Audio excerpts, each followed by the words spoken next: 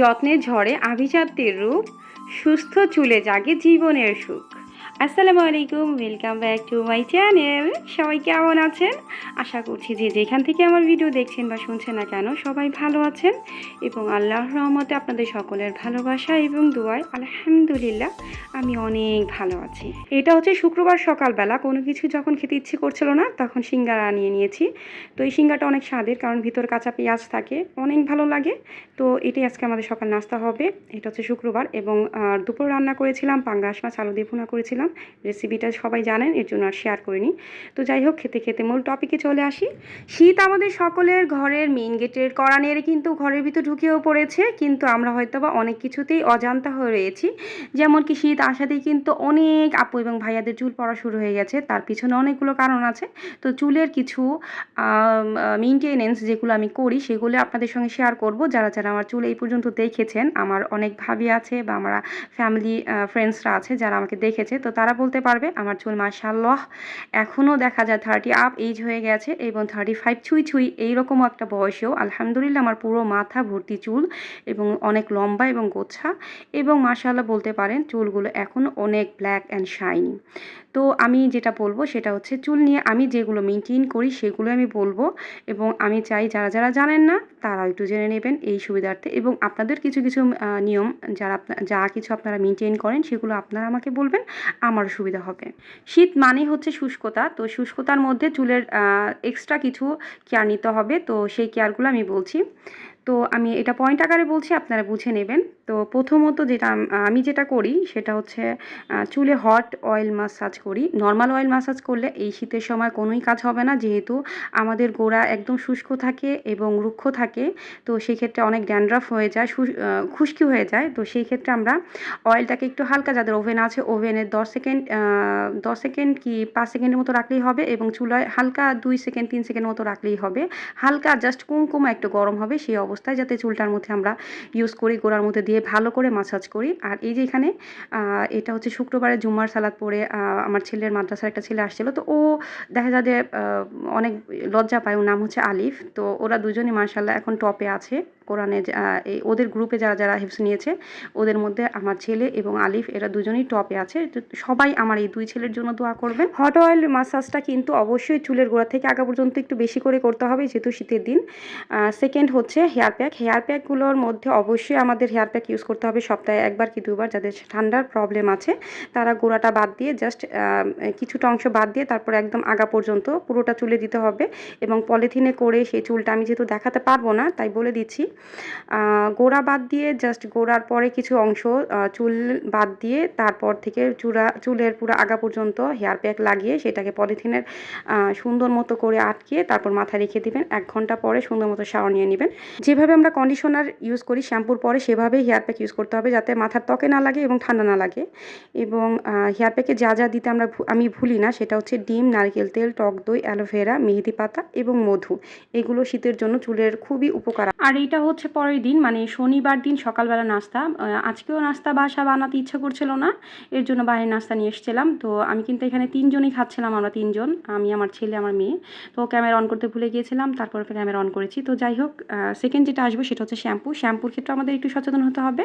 এতদিন আমরা যে শ্যাম্পু ইউজ করেছিলাম সেটা চেঞ্জ করে আমাদের অয়েলি যে শ্যাম্পুগুলো আছে সেগুলো ইউজ করতে হবে, যেগুলো চুলের ক্ষতি করবে না।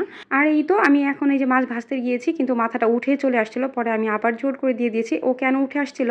কারণ ওই যে গতবার আমি ওর এক বন্ধুকে মেরেছি, আপনারা যারা দেখেছেন আমার লাস্ট ভিডিও, তখন ও আবার দেখে নিয়েছিল, তো ওইটার কারণে ও চলে আসছিল। তো আমি ওকে মেরে ঠেরে আবার বসিয়ে দিয়েছি। তো আমি একটা রেসিপি রান্না করছি, সেটা হচ্ছে হট স্পাইসি কাতলা মাছ।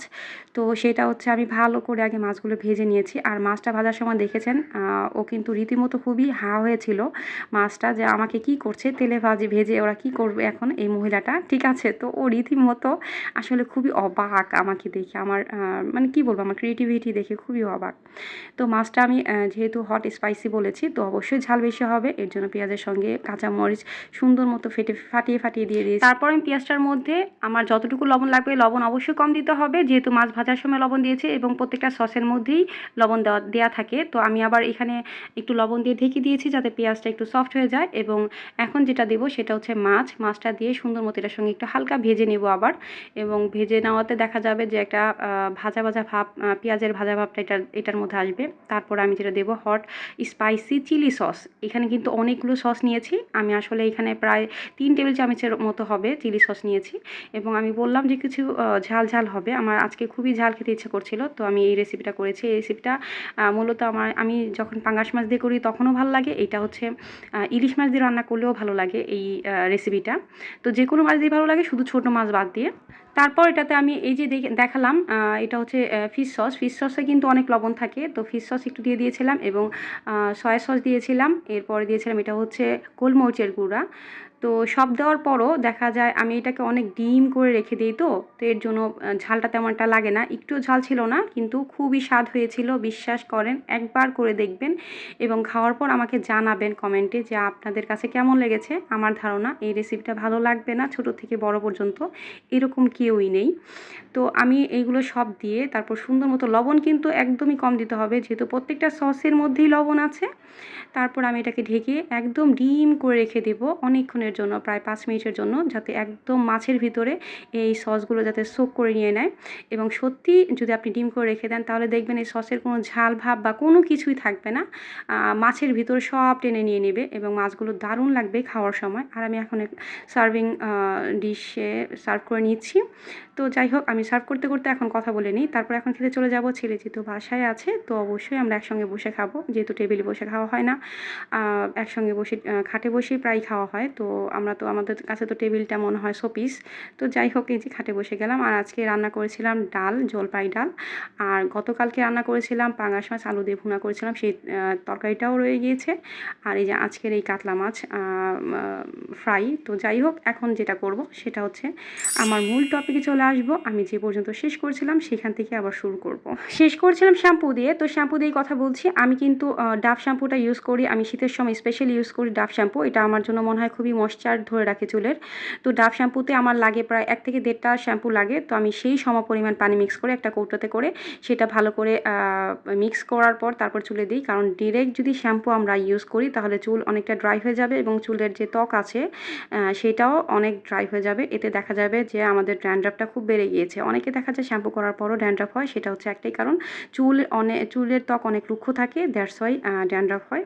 তো যাই হোক, আমরা শ্যাম্পু অবশ্যই পানির সঙ্গে মিক্স করে ইউজ করব। তারপর আসি কন্ডিশনিং অবশ্যই করতে হবে। চুলের কিছু গোড়াটা ছেড়ে তারপর কিছু অংশ বাদ দিয়ে তারপর একদম আগা পর্যন্ত। আমি সবচেয়ে প্রবলেম হয় আমার আগাটা হচ্ছে রুক্ষ হয়ে যায়। আমার আগা ফাটা প্রবলেমটা নাই, কিন্তু আগা রুক্ষ হয়ে যায় আমার। তো এর জন্য আমার আগাতে প্রচুর পরিমাণ কন্ডিশন করতে হয়। তো কন্ডিশন লাগিয়ে আমি চুলটা আটকে রাখি, দেন আমার গোসলের যা যা দরকার তো সবগুলো করে তারপর আমি একদম চুল খুলে তারপর চুলটা ধুয়ে নিই। তো কন্ডিশনিং অবশ্যই শীতের সময় করতেই হবে। তারপর আসি চুল শুকানো। ভিজা চুল অবশ্যই রাখা যাবে না, একটুর জন্যও না, কারণ ভিজা চুলে আমাদের ত্বকের যে চুলের যে রেডিকেলসগুলো থাকে, চুলের যে গোড়াটা থাকে, গোড়াটা ফুলে যায় এবং মুখগুলো একদম খোলা হয়ে যায়। সেই অবস্থা যদি আমরা চুল কিছুক্ষণ ভিজা রাখি তাহলে চুল অটোমেটিক খুলে চলে আসবে। এর জন্য শীতের দিন অবশ্যই গোসলের পরপর চুল শুকিয়ে নিতে হবে। যারা রোদ পান তারা তো হালকা কিছুটা রোদের সামনে বসতেই পারেন বা ফ্যানের বাতাসে শুকাতে পারেন। আর যাদের হেয়ার ড্রায়ার আছে তারা হেয়ার ড্রায়ার দিয়ে শুকিয়ে নেবেন। আর আমি যেটা করি সেটা হচ্ছে শীতের সময় হেয়ার ড্রায়ার দিয়ে চুল শুকাই, কিন্তু অবশ্যই আমার চুল থেকে 1 হাত দূরে রেখে তারপর ড্রায়ার ইউজ করি, নয়তো চুলের অনেক ক্ষতি হয়। চুল থেকে অনেক দূরে রেখে যাতে ঠান্ডা বাতাসটা চুলে লাগে সেই অবস্থায় দিই। একদম কাছাকাছি নিলে ড্রায়ারের গরম বাতাস চুলের অনেক ক্ষতি করে ফেলে। আর যাদের চুল অতিরিক্ত রুগ্ন তাদের কিন্তু অবশ্যই লিভন কিংবা কিছু ক্রিম পাওয়া যায়, হেয়ার ক্রিম, তো সেগুলো অবশ্যই ভিজা চুলে ইউজ করে তারপর চুল শুকাবেন, তাহলে দেখবেন চুল অনেকটা ঝলমলে হয়ে গিয়েছে। আর যারা এগুলো ইউজ করেন না তাদের জন্য বলছি, গোসলের শেষ পর্যায়ে কিন্তু একটু 4 লিটার গরম করা পানি যেটা থাকে সেটাকে ঠান্ডা করে চুলে দিলে কিন্তু এটা কিন্তু অনেকটাই কন্ডিশনিংয়ে কাজ করে। সেটা অনেকে জানেন হয়তো বা জানেন না, যারা জানেন তারা তো ভালোই, আর যারা জানেন না তাদের উদ্দেশ্যে বলছি, এটা চুলকে অনেক ঝলমলে করে এবং কালো করে। যাদের চুল একটু বেশি রুগ্ন তারা কিন্তু অবশ্যই অ্যালোভেরা ইউজ করতে পারেন। অ্যালোভেরাটা কিন্তু অনেক সময় দেখা যায় রাত্রে ঘুমানোর সময় চুলের আগাতে সুন্দর মতো দিয়ে ঘুমিয়ে যেতে পারেন, দেখবেন চুল একদম ঝলমলে হয়ে গেছে। এমনি নর্মাল সময় দিতে পারেন, এটা হচ্ছে আপনার ক্রিম হিসাবে কাজ করতে পারেন। আর আমি তো নর্মালি যেটা একদম অর্গানিক যে অ্যালোভেরা সেগুলো ইউজ করি, গাছ থেকে করে কেটে তারপরে নিই। কিন্তু যারা দেখা যায় যে কৌটোটা ইউজ করেন তারা কিন্তু যে কোনো সময় ইউজ করতে পারেন। হট অয়েল মাসাজটা অবশ্যই আমাদের সপ্তাহে 3 বার থেকে 4 4 বার অবশ্যই করতে হবে। সেটা একদম গোড়ার মধ্যে আঙ্গুলের ডগা দিয়ে সুন্দর মতো মাসাজ করতে হবে, অনেকক্ষণ ধরে মাসাজ করে তারপর করতে হবে। এবং আমরা যেটা করতে পারি সেটা হচ্ছে আমাদের গোসলের পরে আমাদের নাভিতে অবশ্যই বেশি করে সরষের তেল দিতে পারি। সেটা হচ্ছে আমাদের চুল, ত্বক এবং ঠোঁটে যে আমরা লিপ জেল লাগাই সেগুলো কোনো কিছু প্রয়োজন হবে না। আমাদের নাভিটা হচ্ছে আমাদের পুরো শরীরের জন্য একটা গোড়া, ঠিক আছে? তো নাভিতে যদি কেউ সরষের তেল দেন তারাই বলতে পারবেন নাভিতে বেশি করে সরষের তেল দিলে আপনার চুলটাও দেখবেন রুক্ষ হবে না। চুলের ত্বক বলেন, স্কিন বলেন, গায়ের স্কিন বা লিপ যাদের ফেটে যায় তাদের জন্য অনেক সুবিধা হয়। আর তারপর যেটা করবেন, আঁচড়ানোর সময় একটু সাবধানতা অবলম্বন করতে হবে। আর এই তো রান্না এবং খাওয়ার পরে শনিবার দিন তো আপনি খাবেন আর থালা বাসন হবে না, সেটাই কখন হতে পারে। তো আমি এদেরকে সুন্দর মতো ভালো মতো আদর করে করে ধুয়ে নিচ্ছিলাম। মাঝে মাঝে আমার মনে হয় আমার হাজব্যান্ডের চাইতে এই থালা বাসনগুলোই আমাকে বেশি ভালোবাসে, এর জন্য তো বারবার চলে আসে আমার জীবনে। চুল আঁচড়ানোর সময় কিছু সাবধানতা অবলম্বন করতে হবে। আমরা যারা সবাই সোজা মাথা রেখে তারপর মাথা আঁচড়াই, এতে কিন্তু আমাদের মাথার চুলের মানে দেখা যায় ছাদের অংশটা সবার আগে চলে যায় চুলগুলো, কারণ সেখানে আমাদের টান লাগে বেশি। তো চুল আঁচড়ানোর সময় আমি যে কাজটা করি সেটা হচ্ছে উপর হয়ে সামনের দিকে চুলটা নিয়ে তারপর পিছন থেকে সামনের দিকে চুল টেনে টেনে এনে তারপরে আঁচড়াই। এতে করে আমার পিছনের চুলগুলো যেহেতু মজবুত, পিছনের চুলগুলো কোনো প্রবলেম হয় না এবং সামনের চুলও তেমন একটা টান লাগে না। তো আঁচড়ানোর ক্ষেত্রে অবশ্যই মোটা দাঁতওয়ালা চিরুনি ইউজ করতে হবে। আমি কখনোই ছোটোবেলায় ইউজ করতাম, আমার মনে পড়ে না, কিন্তু বড় হওয়ার পর থেকে যখন থেকে সেন্স আছে আমি অবশ্যই মোটা দাঁতওয়ালা চিরুনি ইউজ করি, যেহেতু আমার চুল অনেক মোটা এবং কালো, মানে মারাত্মক মোটা। আমার সকালে গোসল করলে শুকাতে শুকাতে যদি হেয়ার ড্রাই ইউজ না করি তাহলে রাত হয়ে যায়। এটা আমার অনেকেই জানে, আমার ফ্যামিলি মেম্বার্স বা আমার রিলেটিভরা অনেকেই জানে আমার চুল কী পরিমাণ মোটা। তো কী আর বলবো, তো মাথা উপর করে পিছন থেকে যদি সামনের দিকে মাথা টেনে টেনে আঁচড়ান তাহলে দেখবেন আপনার যে মাথার একদম টপ, একদম উপরের লেভেলে যে চুল পড়ে যাওয়া সেটাও হচ্ছে না, আপনার চুলটা খুব সুন্দরও লাগছে। মাথার উপর থেকে খুবই চুলগুলো ফুলে থাকবে, দেখতে খুবই ভালো লাগবে। দুটো জিনিস চুলে অবশ্যই করা যাবে না, সেটা হচ্ছে চুলে আয়রন করা যাবে না এবং চুলে কালার করা যাবে না। যারা স্ট্রেট কিংবা আয়রন করেন চুলে তাদেরকে বলছি, চুলের কিন্তু পরে অনেক ক্ষতি হয়। যেহেতু আমি 4 বার চুল স্ট্রেট করেছিলাম তো আমার অনেক ক্ষতি হয়ে গিয়েছিলো, যেহেতু আমার চুল অনেক কোঁকড়া। তো সেক্ষেত্রে আমাকে স্ট্রেট করতে হয়েছিল, যেহেতু অনেকে বলেছিল আমাকে, কিন্তু করার পর দেখেছিলাম চুলের 12টা বেজে গেছে অনেক দিন পরে, সেটা হয় প্রায় 1-2 মাস পরে। তো অবশ্যই চুল স্ট্রেট যারা করতে চান তারা চুল স্ট্রেট করবেন না, শীতের মধ্যে তো অবশ্যই না। এবং কালার তো করা যাবে না, কালার করার পরে যে কেমিক্যাল ইউজ করা হয় সেগুলো চুলের জন্য অনেক ক্ষতিকর। আর যারা আয়রন ইউজ করেন চুল স্ট্রেট করার জন্য তাদেরকে বলবো আয়রন ইউজ করার আগে আয়রনের বিফোর যে ক্রিমটা আছে সেই ক্রিমটা লাগিয়ে নেবেন, তাহলে আয়রন করার সময় যে হিটটা লাগবে চুলের, হিট প্রোটেক্টর যে ক্রিমটা থাকে সেটা ইউজ করতে হবে, তাহলে হিটটা আপনার চুলের কোনো ক্ষতি করতে পারবে না। আরেকটা যে কাজ অবশ্যই করা যাবে না সেটা হচ্ছে চুলে গরম পানি ইউজ করা যাবে না। এবং গরম পানি আমরা শীতের সময় অনেক ইউজ করে থাকি, যেগুলো আমাদের স্কিন এবং চুলের জন্য খুবই ক্ষতিকর। এর জন্য আমাদের জাস্ট চুলে পানির যাতে ঠান্ডা ভাবটা চলে যায় ঠিক অতটুকুই গরম পানি ইউজ করতে হবে। বেশি গরম পানি চুলের জন্য অনেক ক্ষতি করে। আর যে হেয়ার ক্যাপ আছে, কিছু কিছু হেয়ার ক্যাপ পাওয়া যায় যেগুলো শুধু চুলকে ঢেকে রাখে, তো অবশ্যই ঘুমানোর সময় এবং অতিরিক্ত শীতের সময় সবসময় হেয়ার ক্যাপ ইউজ করতে হবে, যাতে শীত আপনার চুলের একটা কোনো ক্ষতি করতে না পারে। গোলাপ জল হচ্ছে আমাদের প্রাকৃতিক হেয়ার মিস্ট্রির কাজ করে। তো গোলাপ জল চুলে মেখে রাখলে অবশ্যই চুলে হেয়ার মিস্ট্রির কাজ করবে, আপনার হেয়ারটা ঝলমলে রাখবে এবং স্বাস্থ্যোজ্জ্বল রাখবে সবসময়ের জন্য। চুলকে স্বাস্থ্যোজ্জ্বল রাখতে শীতের সময় যে 4টা তেল আমরা ইউজ করতে পারি: 1 olive oil, 2 jojoba oil, 3 argan oil এবং 4 কোকোনাট অয়েল। শুধু উপর থেকে সব কিছু লাগালে হবে না, ভিতর থেকে গোড়াটাকেও মজবুত করতে হবে। সেটা হচ্ছে খাওয়ার কথা বলছি আমি। চুলের স্বাস্থ্য বজায় রাখতে আমাদের অবশ্যই খাবারগুলোকে মেনটেন করতে হবে। সেটা হচ্ছে যে খাবারগুলো আমাকে খাওয়া খুবই দরকার, একটা হচ্ছে প্রোটিন, 2 হচ্ছে ভিটামিন ই জাতীয় খাবারগুলো এবং 3 হচ্ছে আয়রন সমৃদ্ধ খাবারগুলো। এগুলোর মধ্যে মাছ, মাংস, বাদাম, তারপর ডিম, তারপরে শাকসবজি এবং ফলমূল অনেক কিছু হতে পারে। আর যাদের এত কিছু করার পরও দেখা যায় যে চুল পড়াটা কমছে না, তারা ভিটামিন ই ক্যাপসুলটা নিতে পারেন, যেটা সবুজ ভিটামিন ই ক্যাপসুল, যেটা 20 পাওয়ার যেটা সেটা। আর এই সব কিছুর মধ্যে সবচেয়ে ইম্পর্টেন্ট যে কাজটা সেটা হচ্ছে বেশি বেশি পানি পান করা বা ভিটামিন সি জাতীয় খাবারগুলো বেশি খাওয়া। আমরা পানি খেতে কিন্তু ভুলে যাই শীতের সময়, কারণ যেহেতু আমাদের পিপাসা ওইরকম লাগে না গরমের দিনের মতো। তো আমরা একটা কাজ করতে পারি, মোবাইলে অ্যালার্ম দিয়ে রাখতে পারি 1 ঘন্টা কি 2 ঘন্টা পর পর 1 গ্লাস করে পানি খেতেই হবে। তো আমরা 2 ঘন্টা পর পর একটা মোবাইলে অ্যালার্ম দিয়ে রাখবো, অ্যালার্মটা হলেই তখন আমরা পানি খেয়ে নেব। এটা কিন্তু ভুললে চলবে না, এটা আপনার স্কিনকে অবশ্যই ডিহাইড্রেট করবে। যারা যারা আমার ভিডিওতে এখন লাইক দেননি প্লিজ একটু কষ্ট করে লাইক দিয়ে দেন। লাইক দিলে আপনার আঙ্গুলে ব্যথা করবে না। এবং যারা যারা সাবস্ক্রাইব করেনি সাবস্ক্রাইব করে পাশে থাকা বেল আইকনটি ক্লিক করার পর অল অপশনটি অবশ্যই অন করে দিবেন, এতে করে আমার ভিডিও যাওয়ার সঙ্গে সঙ্গে আপনার কাছে পৌঁছে যাবে।